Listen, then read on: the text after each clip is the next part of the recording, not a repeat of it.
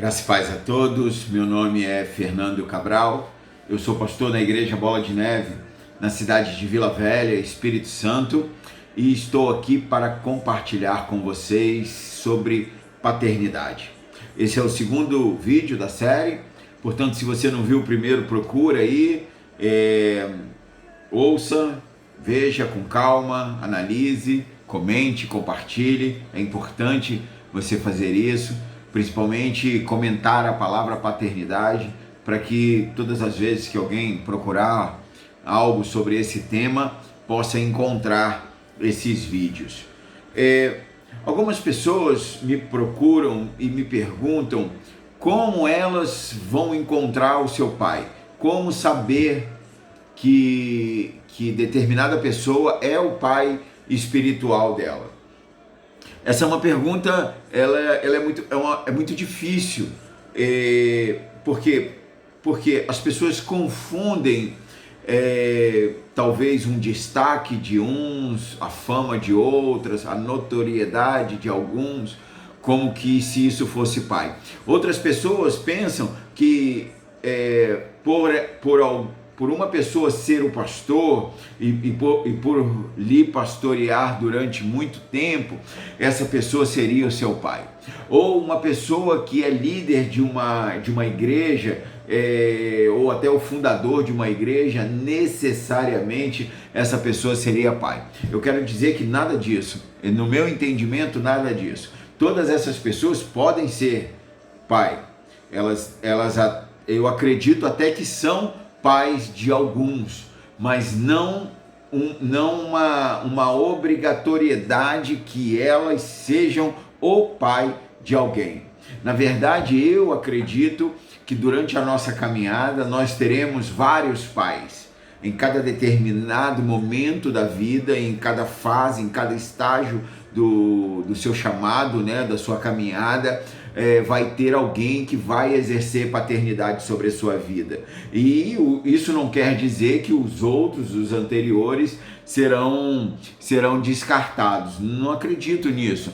Uma coisa não invalida a outra. É necessário que nós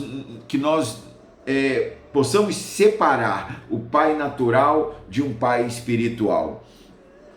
Um pai espiritual, ele não vai fazer as coisas que são atribuídas a um pai natural. Pode até fazer, mas não é essa a finalidade. A finalidade do pai espiritual é dar alimento espiritual. A finalidade é dar destino, é dar direção, é dar um destino profético para a pessoa. Então, vamos lá. É o que eu quero falar aqui nesse vídeo. Eu quero usar a parábola conhecida como a parábola do filho pródigo. Isso está muito errado no meu entendimento. Essa parábola foi conhecida como do filho pródigo, mas de pródigo o filho não tem nada. Eu sei que nos dicionários modernos o pródigo aparece como alguém ingrato, mas no original, né, no original da palavra pródigo, o pródigo quer dizer generoso. E nós sabemos, conhecemos a história, que esse filho não foi nada generoso, nada generoso. Então, na minha Bíblia aqui, a Bíblia que eu gosto muito de ler, e é a que eu leio mais, apesar de ter várias, já não chama a parábola de pródigo, de filho pródigo. Ela fala a parábola do filho perdido.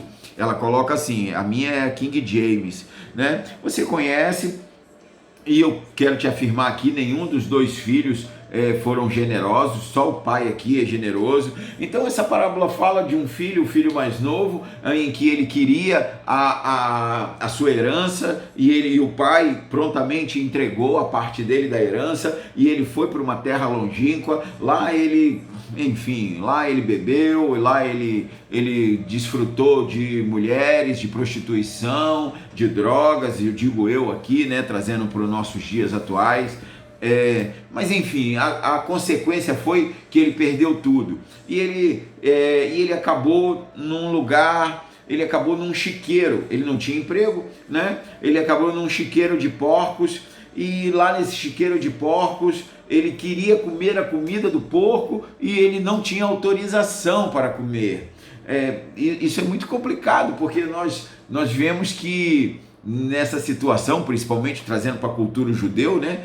O judeu que ele tem o porco como um animal imundo. Então nessa cultura o rapaz ali, ele está numa situação em que o porco vale mais que ele, né? A vida dele não vale nada, a dos porcos vale, a dele não vale nada.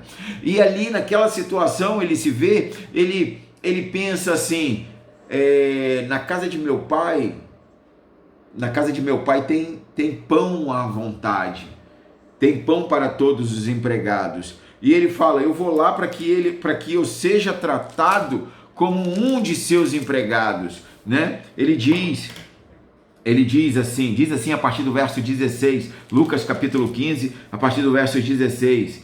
Ali chegou a ter vontade de encher o seu estômago com as vagens com as quais os porcos eram alimentados. No entanto, ninguém lhe dava absolutamente nada. No verso 17, foi quando caindo em si, foi quando ele pensando na vida dele, foi quando ele fazendo uma reflexão do que ele estava vivendo, ele falou consigo mesmo, quantos empregados de meu pai têm comida com fartura? E eu aqui morrendo de fome. Aí ele fala, vou lá ter um encontro com meu pai, né? Aqui está falando de um pai, de um pai que é pai até para quem ele não é filho, né? Interessante isso, né? Ele se comporta como pai até com aqueles que não é filho dele. E nós vemos isso, né? Nós vemos isso de forma muito fácil no versículo 17, porque os empregados desse homem tratado como filho. Ele trata como filho até os que não são. Até os que não são tratados como se fosse. E o cara lembra disso, esse rapaz, ele lembra disso e ele vai para a casa do pai. E é interessante que ele não lembra da cama que ele tinha, do quarto que ele tinha, talvez do carro que ele tinha, do videogame que ele tinha, do computador que ele tinha. Ele não lembra de nada do conforto que o pai lhe oferecia. O que ele lembra é que com meu pai eu não passo fome, na casa de meu pai não há escassez de alimento. E a gente vê isso, né?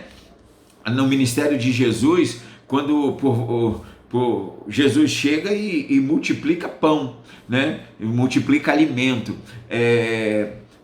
O Senhor Jesus, naquela hora ali da multiplicação, ele poderia ter multiplicado o dinheiro e dado uma ordem para os discípulos, né, pedir ajuda e comprar pão na padaria mais próxima, enfim, né?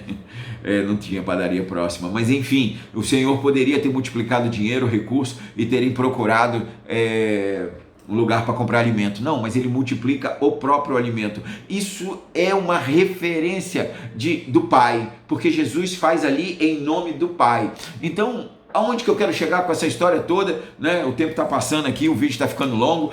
Onde que eu quero chegar com tudo isso? Eu quero chegar a te ajudar a você achar o seu pai. Quem é seu pai? Seu pai é quem te alimenta. Seu pai é quem te dá alimento.